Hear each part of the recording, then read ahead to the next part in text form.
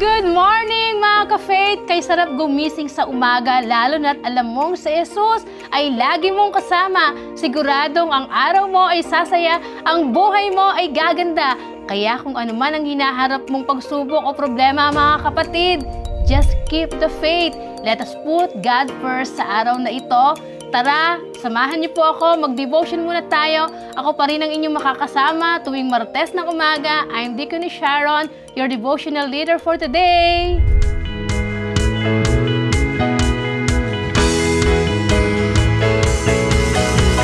Umagang kay ganda si Jesus ang kasama. Umagang kay ganda si Jesus ang kasama. Umagang kay ganda si Jesus ang kasama. Kasama na si Jesus ang kasama na.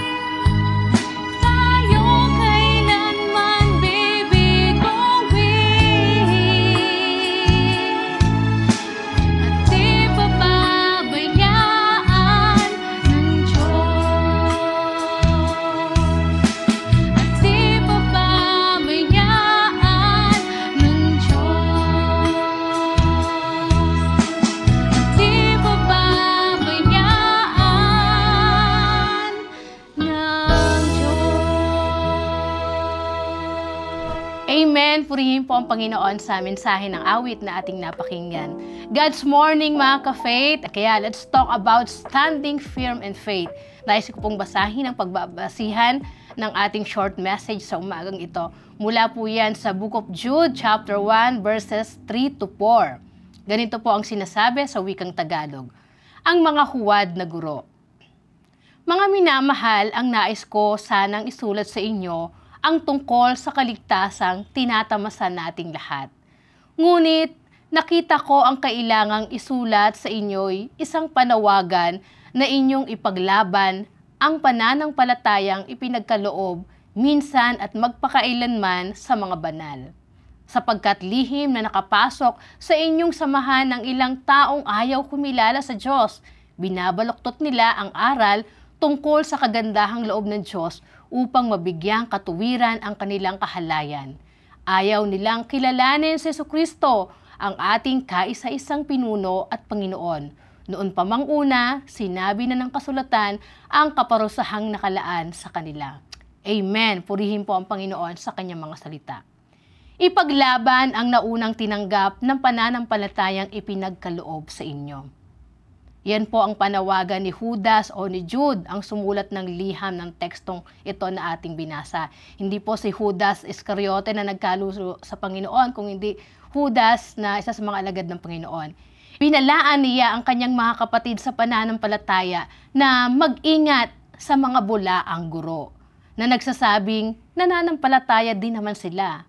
Noong panahong naisulat ang liham niyang ito, malaki ang suliranin at bantang hinaharap ng Iglesia ng Panginoon dahil sa pagdami ng mga bulaang guro na naging banta sa pagkawatak-watak ng simbahan ng Iglesia ng Panginoon. Sa pagdami ng mga maling turo at doktrina, pinayuhan ni Judas ang mga Kristiyano na manatiling matatag sa pananampalataya upang manatiling handa sa pagdating ng Panginoon. Manatiling nakatalaga ang buhay sa Panginoon at sa tuwina'y alalahanin ang kanyang dakilang pag-ibig. False prophet, false teaching. Hindi lang po ang mga naunang Kristiyano ang nakaranas niyan. Maging sa kapanahunan natin ngayon, ang banta na kinakaharap ng ating simbahan, sinisira ang pagkakaisa ng pananampalataya sa pamamagitan ng mga ini-inject na maling katuruan. Kaya nga, ang paalala sa atin, magpakaingat. Ang sabi ng ating text, sapagkat lihim na nakapasok sa inyong samahan, ang ilang taong ayaw kumilala sa Diyos, binabaluktot nila ang aral tungkol sa kagandahang loob ng Diyos upang mabigyang katuwiran ang kanilang kahalayan, ang kanilang mga maling gawa. Yan po ang malungkot na kalagayan ng ating simbahan, hindi lang po ng United Methodist Church, maging ng simbahang Kristiyano sa kabuuan.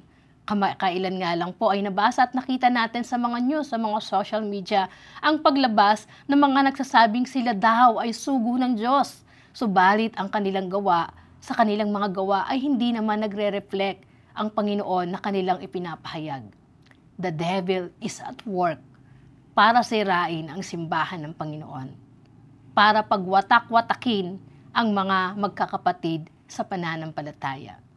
Sa unang Pedro po, ang ganda po ng paalala ng Biblia para sa atin. Sa 1 Peter chapter 5 verses 8 to 9, ganito po ang sabi niya, maging handa kayo at magbantay. Ang Diablo, ang kaaway ninyo ay parang liyong umuungal at aaligid-agligid at naghahanap ng malalapa. Labanan ninyo siya at magpakatatag kayo sa inyong pananampalataya sa Diyos. Tulad ng alam ninyo, hindi lamang kayo ang nagtitiis ng kahirapan, kundi gayon din ang inyong mga kapatid sa buong mundo. Standing firm in faith in Christ Jesus. Let us uphold the teaching and the promises of God's Word. Ang salita ng Diyos, ang batayan ng ating pananampalataya at hindi ito magbabago magpakailanman. Magbabago ang mundo, magbabago ang mga tao, subalit ang salita ng Diyos ay hindi magbabago at ito ay laging akma sa lahat ng panahon. Mga kapatid, let us not compromise our faith dahil nagbabago ang mundo, kaya kailangan din nating sumabay. Hindi po yun ganon. Bagkus, let us stand firm, believing in God's Word, in God's promises, in God's grace. Trial, challenges, tribulations, and suffering, lagi pong nandyan yan. Bahagi na yan ng buhay ng tao. Kaya naman ang kaaway, ginagamit niya ito upang tayo ay idapa, para tayo ay i-divide. Sa panahon na tayo ay mahina, ang kaaway naman ay masipag. Masipag siya para ilayo tayo sa Panginoon, ilihis sa gabay ng kanyang mga salita. Mga kapatid, when our faith is challenged, remember that you stand on the rock of Jesus Christ. His word is a firm place to stand. Hindi siya magbabago. He is the same yesterday, today, and forever.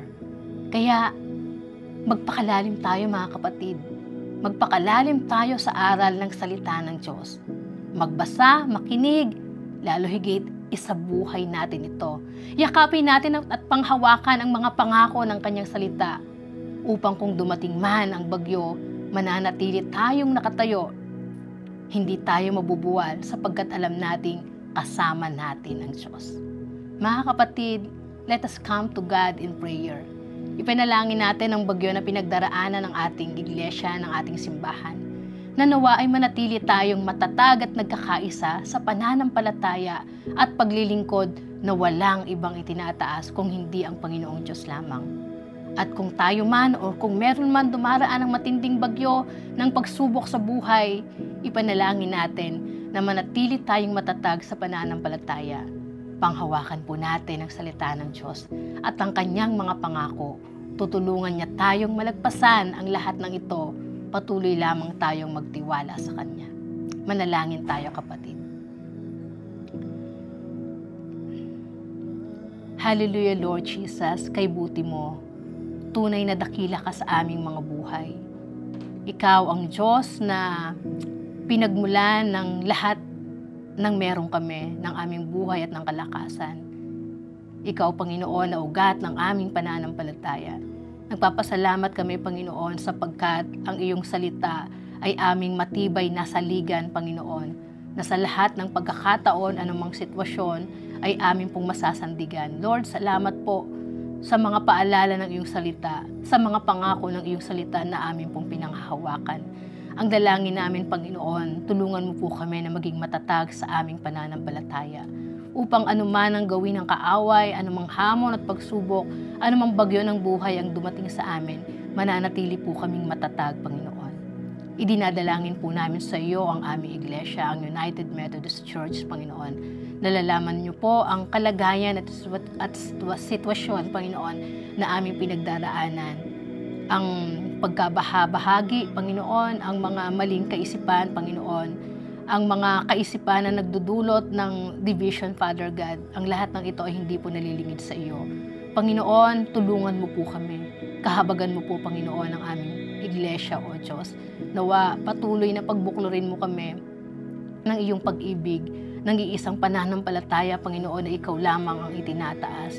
Patuloy na pagpalain mo ang aming iglesia, pagpalain mo ang aming simbahan, lalo higit ang mga leader ng aming iglesia, sila, Panginoon, na nangunguna sa amin. Samahan mo kami, O Diyos. Hindi po namin malalagpasan ang lahat ng ito kung wala ka po sa amin. Ituro mo po sa amin ang mga dapat po namin gawin. Ikaw po ang magkaloob ng wisdom, Panginoon, lalo higit sa mga tumatayong leader ng aming iglesia. Ikaw, Panginoon, ang patuloy na magbuklod sa amin ng iyong pag-ibig, ng aming pong paglilingkod sa iyo. Maraming salamat, Panginoon, sapagkat alam namin, hindi po kami mabubuwal sapagkat ikaw ang Diyos na laging sumasa amin. Ipinapanalangin ko din po, Panginoon, sa oras na ito, kung meron mang kapatid na kasabay kong nananalangin sa oras na ito, kung siya ay dumaraan sa bagyo ng pagsubok ng buhay, Panginoon, at may mga moment na gusto niya ng sumuko, Panginoon, at bumitaw, Lord, katagpuin mo po siya. Iparanas mo po ang mahigpit na pagyakap mo sa Kanya at maranasan niya po, Panginoon, ang banal mong presensya na gumagawa at kumikilos sa Kanyang buhay. Tulungan mo po siya, Panginoon, na maging matatag sa Kanyang pananampalataya. Tulungan mo po siya, Panginoon, na panghawakan ang pangako ng iyong mga salita, Panginoon. Kung meron mang kapatid, Panginoon, na nangihina, ikaw ang maging kalakasan niya.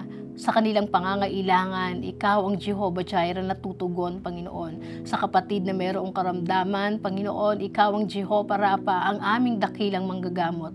Lord, wala pong imposible sa iyo. Kung ipapahintulot mo, Panginoon, ang lahat ay makapangyayari sang-ayon sa iyong kalooban. Kaya naman, Panginoon, idinudulog po namin sa iyo ang lahat ng ito.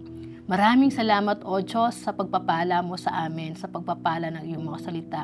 Samahan mo po kami sa maghapon, sa anuman ang aming gagawin, sila na mga pupunta sa work, sa school, Panginoon, anuman ang aming agenda sa araw na ito, samahan mo po kami at pagtagumpayin. Pinupuri at pinasasalamatan ka po namin sa dakilang pangalan ni Jesus. Amen and amen. Amen! Thank you so much everyone for joining and worshiping with us today. Nais ko rin po batiin ang nag-celebrate ng kanilang mga kaarawan at anniversary today. Pastor Jericho Ong, happy birthday po! Happy birthday po sa inyo at sa lahat pa ng nag-birthday at nagdiriwang ng kanilang anniversary today. May God bless you and keep you. And again mga kapatid, nawa sana po kayo ay napagpala ng salita ng Diyos na ating narinig sa araw na ito. I-share po natin at i-like ang video ito para marami pang mga kaibigan, kapatid, kapamilya ang makarinig ng salita ng Diyos. Thank you so much everyone. See you again next Tuesday and every day. Don't forget, every gising is a blessing. Bye! God bless!